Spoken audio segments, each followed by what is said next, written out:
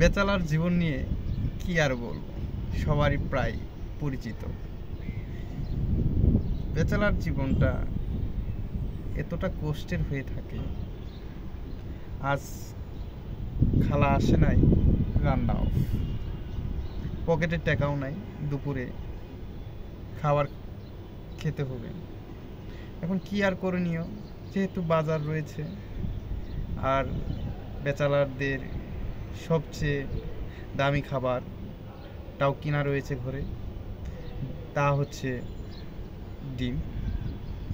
কি আর করণীয়, ভাতটা রান্না করা হয়ে গেল এবং ডিম ভেজে খেয়ে নিতে হবে।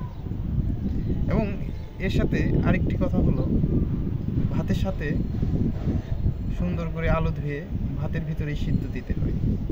সিদ্ধ দিয়ে 2-3 জন বা 4 জন 5 জন যাই থাকি না কেন, ভাতগুলা একটা বোল বা গাবলাতে ঢেলে আলুগুলা বের করে ছিলে নিতে হবে। সেই আলু ছিলে ভর্তা করে ডিম ভাজা দেখিয়ে নিতে হবে। এভাবেই জীবনযাপন পারি হচ্ছে।